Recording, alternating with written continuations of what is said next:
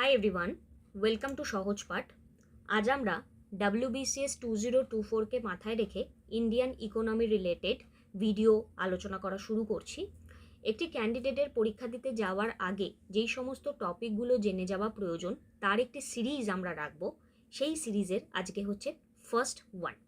তো GDP versus GNP হচ্ছে আমাদের টপিক।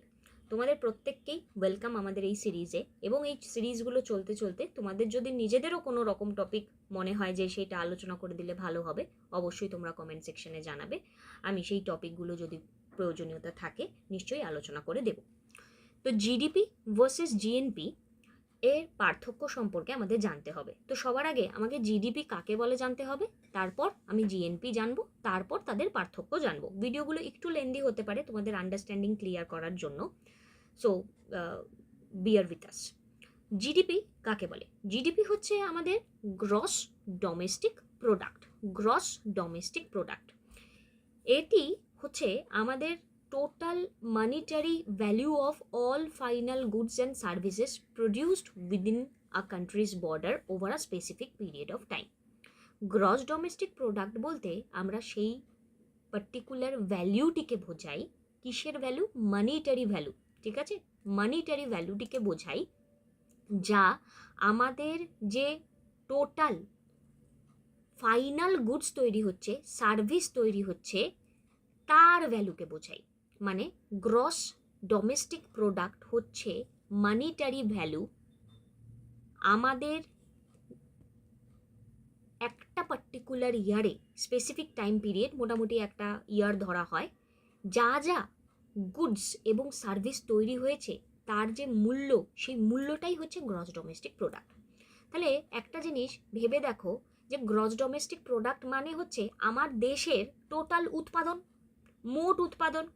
তাহলে সহজ ভাষায় আমি যদি বলি যে আমার দেশের যে ভৌগোলিক সীমানা, সেই সীমানাতে একটা গোটা বছরে যত গুডস এবং সার্ভিস তৈরি হয়েছে, মানে যত পণ্য এবং সেবা উৎপাদিত হয়েছে, তার যে মূল্য, সেই মূল্যই হচ্ছে GDP. Yes, this is GDP, আর কিছু না। তার মানে এখানে ডি মানে ডোমেস্টিক। ডোমেস্টিক কথার অর্থ হচ্ছে গিয়ে আমার সীমানার চৌহদ্দির মধ্যে ওটা হতে হবে, মানে ভৌগোলিক সীমানার মধ্যে হতে হবে। এই যদি হয় ইন্ডিয়া, আর ধরে নেওয়া যাক এটা XYZ কোনো একটি কান্ট্রি, তো ইন্ডিয়ার সীমানার মধ্যে আমি যখন বসবাস করছি, weather that person is Indian or not, weather that person is foreigner, হতে পারে এখানে একজন ইউএসের ব্যক্তিও বসবাস করে, কিন্তু সে আমার ইন্ডিয়ার মাটিতে কিছু প্রোডাকশন করছে, সেটা গুডসও হতে পারে, সার্ভিসও হতে পারে, তার যে মূল্য সেটাও কিন্তু আমার জিডিপিতেই ক্যালকুলেট হবে। আশা করি আমি বোঝাতে পারলাম জিডিপি কাকে বলে। আমার ভৌগোলিক সীমানার মধ্যে ইন্ডিয়ান হোক বা বহিরাগত হোক, সে যদি আমার ভৌগোলিক সীমানার মধ্যে বসবাস করে থাকে এবং সে সেই এলাকাতেই গুডস অ্যান্ড সার্ভিসের প্রোডাকশন করে, তাহলে একটা স্পেসিফিক টাইম পিরিয়ড, বিশেষত এটা 1 বছর ধরা হয়, সেই 1 বছরের মধ্যে যত গুডস তৈরি হবে, যত সার্ভিস তৈরি হবে, তার যে আলটিমেট ভ্যালুটা, সেটাই হচ্ছে আমার জিডিপি। দ্যাটস ইট, ক্লিয়ার, আর কিছু পড়ার দরকার পড়ে না। ওকে, এবার উদাহরণস্বরূপ আমি ধরো এরম বলতে পারি যে সাপোজ কলকাতাতে একটা XYZ গাড়ির কোম্পানি আছে। এবার সেই XYZ গাড়ির কোম্পানিটা ধরে নেওয়া যাক জাপানি কোম্পানি। এক্সাম্পল স্বরূপ আমি ধরে নিই টয়োটা। টয়োটা কলকাতাতে একটা গাড়ির কোম্পানি টয়োটার রয়েছে, আমরা জানি এটি একটি জাপানি কোম্পানি, কিন্তু যেটা সেহেতু ইন্ডিয়ার মধ্যে থাকা কলকাতাতে প্রোডাকশন করছে, তাই জাপানি কোম্পানি হওয়া সত্ত্বেও টয়োটার যে প্রোডাকশন ইন্ডিয়াতে হচ্ছে সেটা ইন্ডিয়ার জিডিপিতে যোগ হবে, জাপানে যোগ হবে না। একদম ক্রিস্টাল ক্লিয়ার।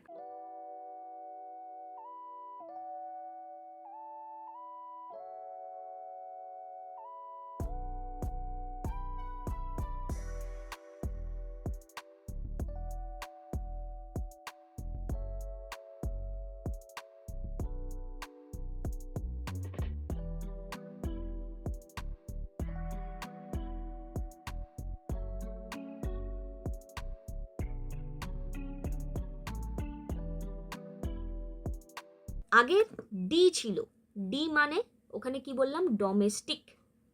এবার আছে এন, এন মানে হচ্ছে ন্যাশনাল। ন্যাশনাল কি ব্যাপার বুঝি। জিএনপি গ্রস ন্যাশনাল প্রোডাক্ট, আগে ডেফিনেশনটা দেখে নিই, is the total market value of all final goods and services produce by a country's residents and businesses regardless of where the production occurs, focusing on national ownership rather than territory, and includes income from overseas investment but exclude foreign income earned domestically. খুবই মানে হজবরল টাইপের এখানে দেখতে পাচ্ছি, একদম tension নেওয়ার দরকার নেই। জিডিপি যেমন বুঝে গেছো, জিএনপি এক্ষুনি বুঝে যাবে। জিএনপি মানে হচ্ছে আমার গ্রস ন্যাশনাল প্রোডাক্ট। আগেরটা আমি কি বললাম, গ্রস ডোমেস্টিক প্রোডাক্ট, এবং মানে আমার দেশের উৎপাদন, ঠিক আছে। বাট এবার ন্যাশনাল মানে আমার জাতির উৎপাদন, মানে এই হচ্ছে সাপোজ ইন্ডিয়ার বর্ডার, এবং আগের মতো এটা হচ্ছে XYZ বর্ডার। এবার এই ইন্ডিয়ার মধ্যে থাকা ইন্ডিয়ান ব্যক্তি যা উৎপন্ন করছে, প্লাস এই XYZ দেশে থাকা ব্যক্তি যা উৎপন্ন করছে, সবটাই আমার ন্যাশনাল প্রোডাক্টের আন্ডারে হবে। জিডিপিতে কি হচ্ছিল, শুধু আমার টেরিটরিটা এখানে ম্যাটার করছিল, বাট জিএনপিতে টেরিটরি ম্যাটার করে না, এখানে ন্যাশনালিজম ম্যাটার করে, ন্যাশনাল বা নাগরিকত্ব ম্যাটার করে। মানে ভারতীয় নাগরিক যা যা যেই জায়গায় উৎপন্ন করবে সবটা এখানে থাকবে। ঠিক তেমনই এখানে আগেরবার যেমন ইউএসের একজন ব্যক্তি ছিল, সে যা উৎপন্ন করছিল তা আমাদের জিডিপির ক্যালকুলেশনের মধ্যে আসছিল, কিন্তু গ্রস ন্যাশনাল প্রোডাক্টের যখন ক্যালকুলেশন হবে তখন এই ইউএসএ থাকা ব্যক্তির ক্যালকুলেশন এখানে থাকবে না, কারণ আমি তো ন্যাশনাল ব্যাপারটা নিয়ে কথা বলছি। তার মানে বিদেশিরা ভারতে যা উৎপাদন করবে তা কোনোভাবেই জিএনপিতে যোগ হবে না।